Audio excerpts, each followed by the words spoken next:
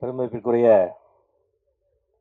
நம்முடைய பாராளுமன்ற உறுப்பினர், விடுதலை சிறுத்தைகள் கட்சியினுடைய ஒப்பற்ற தலைவர், ஒடுக்கப்பட்ட மக்களினுக்காக ஓயாத போராடி கொண்டிருக்கும் நம்மளுடைய பேரன்புக்குரிய அண்ணன் திருமாவளவன் அவர்களுக்கு என்னுடைய வணக்கத்தை தெரிவித்துக் கொள்கிறேன்.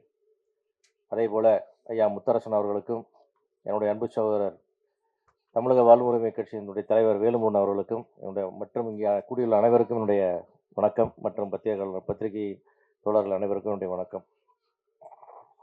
குறிப்பாக இந்த விழாவிலே நாயகனாகவும் எங்களுடைய திரையுலகின் ஒரு பொக்கிஷமாக இருக்கிற சத்யராஜ் சார் அவர்களுக்கு என்னுடைய வணக்கம்.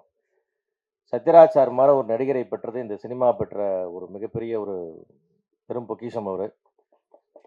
அவரை போல ஒரு சின்சியரான ஒரு உழைக்கக்கூடிய ஒரு இயக்குநர்களோட அனுசரித்து போகக்கூடிய ஒரு கதையை உணர்ந்து நடிக்கக்கூடிய நேரம் தவறாமல் இருக்கக்கூடிய சிவாஜி சாருக்கு அப்புறம் எங்களுக்கு இண்டஸ்ட்ரியிலே சத்யராஜ் சார் தான் 100% டைமிங்கை மெயின்டைன் பண்ணுற ஆக்டர் எங்களுக்கு. அதை போல் ஒரு ஒரு டிசிப்ளினாக ஒரு ஆக்டர் கிடைக்கிறது ரொம்ப அபூர்வம். இந்த தமிழ் சினிமாவில் கிடைச்ச மிகப்பெரிய பொக்கிஷன் மீண்டும் வர சொல்லி அவருக்கு என்னுடைய வணக்கத்தை சொல்லிக் கொள்கிறேன். இந்த படத்தை தயாரித்திருக்கக்கூடிய எட்மன் பிரபு அவர்களுக்கு என்னுடைய வாழ்த்துக்கள். இந்த படம் வியாபார ரீதியாக உங்களுக்கு வெற்றி பெற வேண்டும் என்று வாழ்த்துகிறேன். குறிப்பாக இந்த விழாவிலே நான்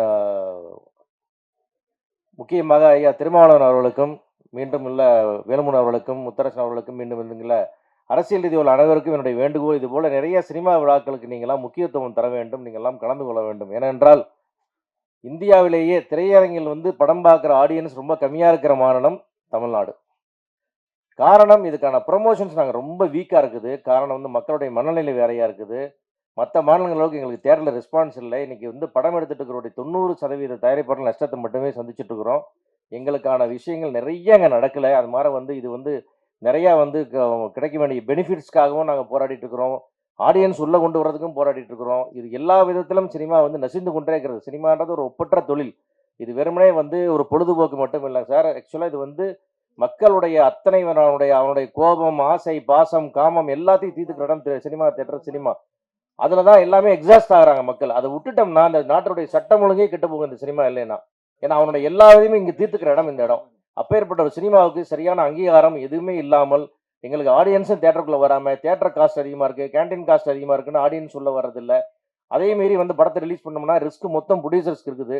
இன்னைக்கு தோழர் சிகவரை ரிலீஸ் ஆச்சுன்னா அந்த படத்தில் எவ்வளோ ரூபாய் கிடைத்தாலும் அது தயாரிப்பாளருக்கு கிடைக்கும். ஆனால் எல்லா பேரும் எல்லாத்துக்கும் போகும். அது நஷ்டம் வந்தால் தயாரிப்பாளருக்கு மட்டும்தான் போகும். அப்படி ஒரு சூழ்நிலை நாங்கள் இருக்கிறோம். அதுபோல் இந்த சினிமாவை ப்ரொமோட் பண்ணுறதுக்கு நீங்கள் எல்லாம் வந்தது எங்களுக்கு மிக மகிழ்ச்சி.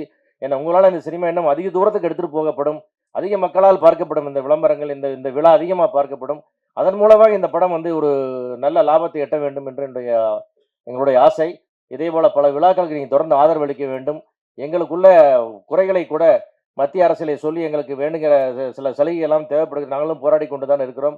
அவற்றையெல்லாம் நீங்களும் பெற்றுத்தர வேண்டும் என்று பாராளுமன்ற உறுப்பினர் என்ற முறையிலே உங்களிடத்திலும் இந்த கோரிக்கையை வைத்து இந்த விழாவிற்கு உங்கள் அனைவருக்கும் நன்றி கூறி இந்த படம் வெற்றி பெற வேண்டும் என்று அந்த படத்திற்காக உழைத்த அத்தனை பேருக்கும் என்னுடைய வாழ்த்துக்களை தெரிவித்துக் கொள்கிறேன். நன்றி.